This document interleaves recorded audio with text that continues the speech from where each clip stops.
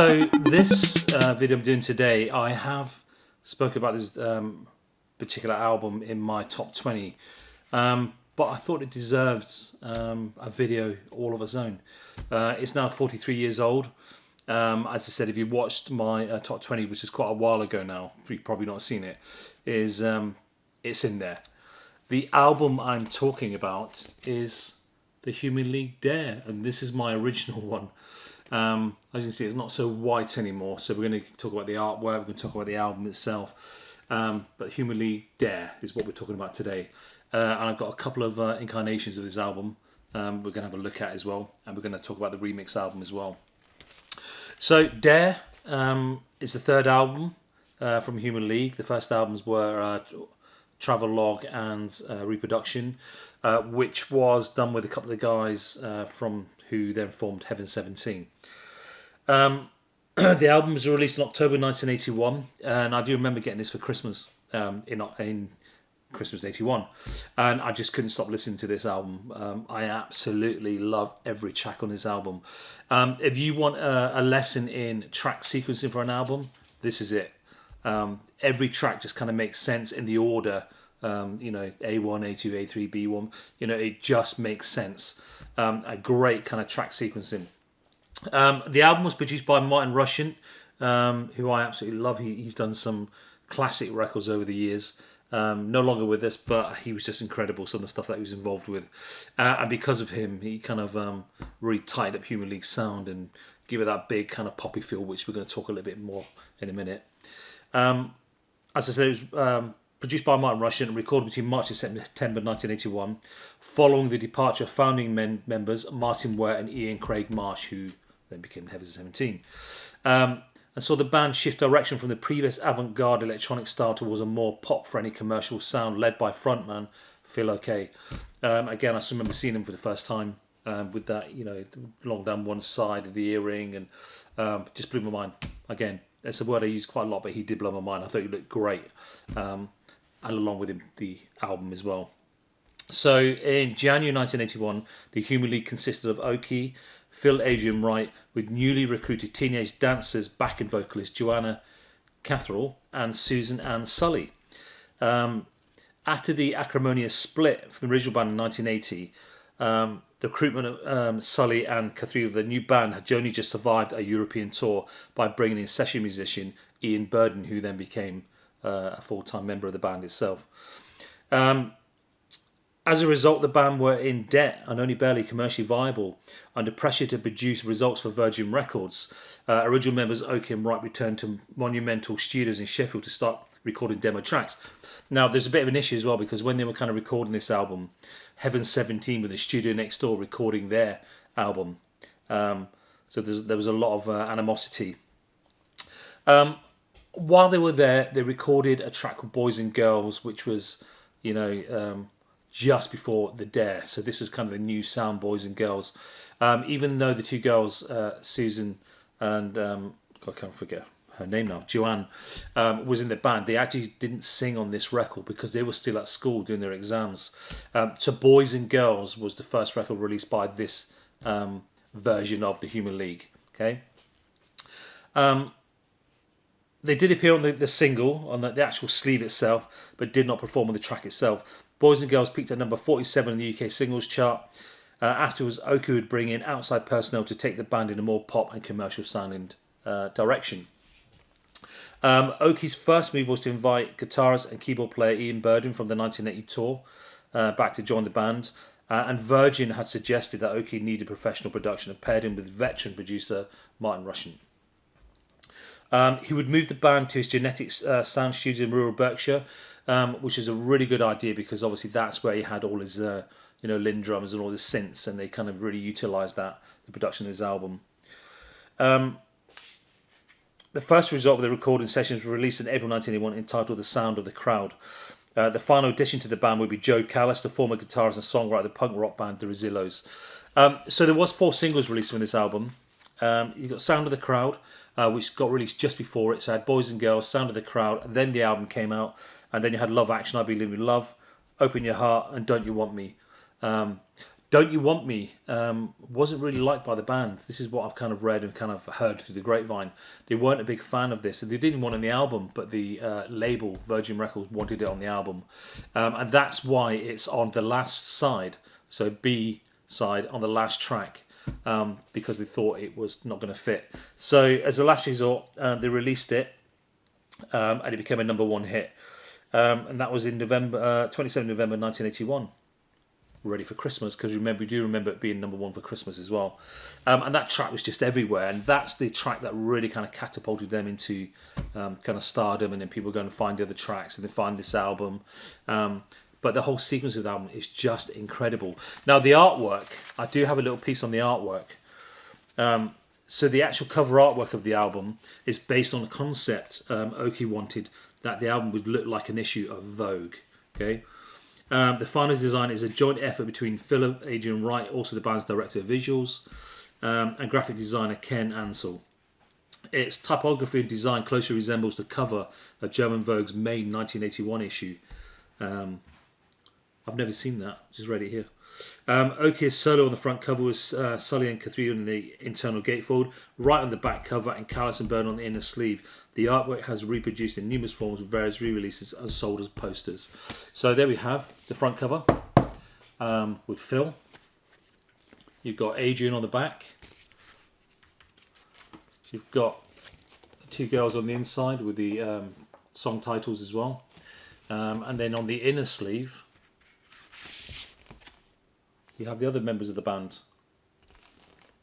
I think I would have been hated being the little one on the inside. Look how small that is compared to this. But hey, they were on it, and it's an iconic album. The inside sleeve is just very generic, very white. I quite liked it because it's very clean, and it did remind me of kind of like these old-fashioned magazines, and I thought they looked great. And what a great name for an album, Dare. In America, it was called Dare with an apostrophe. Why, I don't know. America seems to change all the kind of names of the albums and band names and all sorts. But the tracks on this album, God, I mean, they're just incredible. So side A starts with These Are the Things That Dreams Are Made Of. Now, even though there was 4 singles released for this album, when you have a look at Wikipedia, they said there was a 5th single, These Are the Things That Dreams Are Made Of. It was not released as a single. It came out years later in like the mid-2000s with remixes. So for me, if it didn't come out around the time of this album or completely off this album, it's not really a single from the album.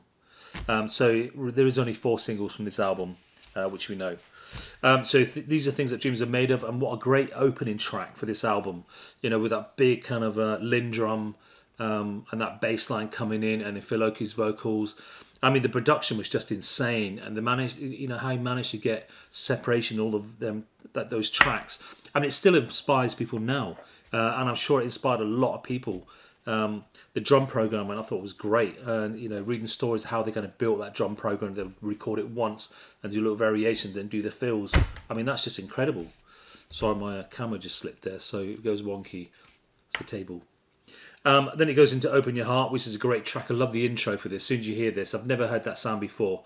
I'd love to know what kind of keyboard that is, but as soon as you hear it, you know exactly what it is. There's never been another track that used that same sound again. You've got Sound of the Crowd, which is a great kind of party track, a great kind of floor filler. It's one of them tracks I wish I'd wrote, because I think I'd be living off it right now. Then you had Darkness. When I used to listen to this, I had my Walkman, I had it on tape, I had it on vinyl, but I couldn't listen to Darkness. I had to fast forward that because it used to freak me out. I remember I was only 11 at the time, and it's quite a dark tune. And then you've got Do or Die, which is just incredible. I mean, if that track went on for 2 days, I'd listen to it. It's just an incredible track. And then it goes into the other side. You've got Get Carter, I Am the Law. So this side is kind of starts off a bit more kind of subdued, but it kind of builds again. With Seconds, it really kind of takes off, going into Love Action, and then finally the piece of resistance is Don't You Want Me, which was just a massive global hit. I think it was number 1 in 20 odd countries. As soon as you hear that opening riff, everyone knows what it is and starts singing along. But there's not one filler track on this album, and I think it's brilliant, and I think it should be celebrated more, especially now it's the 43rd anniversary. I know a couple of years ago they did release another version, which I'm going to show you now. So this version is my original version, and also if I look at it in the light, you can see I've been writing on top of this, not on the actual vinyl but on paper, and it's actually gone through, and it's my London address, so I'm not going to give that to anyone. So that's my original copy from way back then. The tape has long been chewed up in my kind of players, if you remember all that. But also what I've done is, well, I'm just going to show you the new version, and I've got something else to show you with this as well. I managed to track down all the equipment that was used to make this album, and oh my god, it's just incredible. You've got the Casio M10, you've got the Casio VL1, which I have, you've got the Korg 770, the Korg Delta, which is a classic machine, a famous kind of machine. You've got the Lin LM1. I mean, there's the same drum machine that Prince used as well. So it's the classic kind of 80s sound. You've got the Jupiter 4, you've got the MC8, you've got the Roland System 700, you've got the Yamaha CS15. I mean, all of them are just classic keyboards. I mean, you can hear that all over this album. And I love the fact that they didn't move away from it, they just kept that sound. And I think that's why the album and the tracks just gel into the other.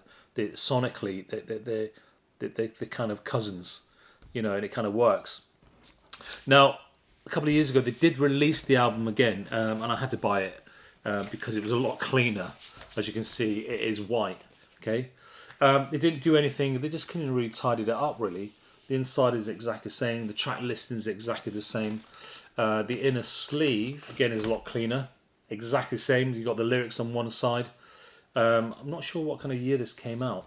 I think it was just a couple of years ago. But it came out in lovely blue vinyl, which I loved. It's the same blue that's kind of used in the Human League logo, and I think that's something, if you're a fan of this album, add this to your collection with the blue vinyl. Now I'm going to handle this vinyl a little bit different, because one of the things I get from a lot of people is that, God, I can't believe you're handling the vinyl like that. So I'm going to handle it properly so I don't give people heart attacks. So there you go. I'm handling the vinyl proper, but that is a gorgeous blue. Okay, check that. Lovely. Now, one of the original ones as well is, I've got to show you this because I did buy this back in the day, was the picture disc. So it comes in a die-cut sleeve. I'm sure there was a piece of plastic on this at some point. It comes in a die-cut sleeve, as you can see, and the record actually just slides out like that. I'm going to show you that in a second. And inside you get just, I suppose, something you can stick on the wall, really. But that was quite good. I did like that. I think at one point, I think it was on my wall at one point. But what I like about it is the other side, you've got all the pictures of everyone, and obviously Phil on the other side. I'm not sure how rare this is. I've never seen it again. The track listing is exactly the same. Brilliant. So that's the picture disc of this album. Now, that's the Human League Dare. So that's the album that came out in 1981. Now, something in the early 80s that some bands were doing, they were releasing kind of remix versions of the album. And this is one thing I used to love. I mean, there's some great ones out there, and I'm sure I'm going to do another video on these, where, when I did the Eurythmics album, there was a remix version of that. You've also had things like Imagination did a remix album. Who else? Howard Jones did a remix album. You've got... God, there's so many. I mean, Bronski Beat did one. So there's quite a few out there, but this was, to me, the best one, because not long after that, I do have... So this was released in July 1982, so the album Dare came out towards the end of the year before, and this was released a year later, and it's called The League Unlimited Orchestra, Love and Dancing. So basically the Dare, the dance mixes. So it says, the album contains instrumental versions of previously released songs by the Human League, specifically remixed and produced by Martin Rushing. So side one, you've got Hard Times. Now, Hard Times isn't on this album. Hard Times was actually a B-side of one of their singles.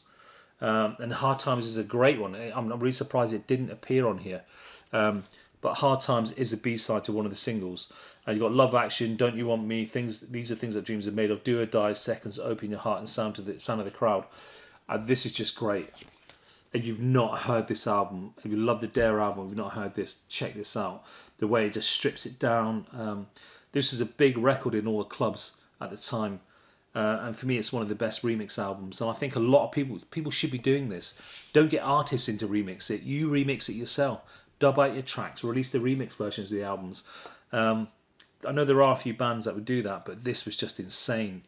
You've got all the band on there looking very different, and you've got the man himself, Martin Rushing, at the bottom. He just looks like your school janitor, but the guy was so talented. And that is the League Unlimited Orchestra with Love and Dancing, which is the remix version of Human League Dare. So there you have it. I am going to be doing other videos on the Human League albums, especially Hysteria, which I absolutely love. I don't know why that table keeps doing that, so I'm going to get that fixed. But I know I've spoken about this in my top 20, but I'm really glad I've done a video on this because I just want people to know that I love this album. And I just started listening to it again recently, which I thought, right, I'm going to do his own video for this. I will be doing... Oh, maybe I might do 5 Diamonds and a Dud when it comes to Human League. I might just do that. That's a future video. What do you think of the album? What's your favourite track on the album? If I had to choose a favourite track, it probably would be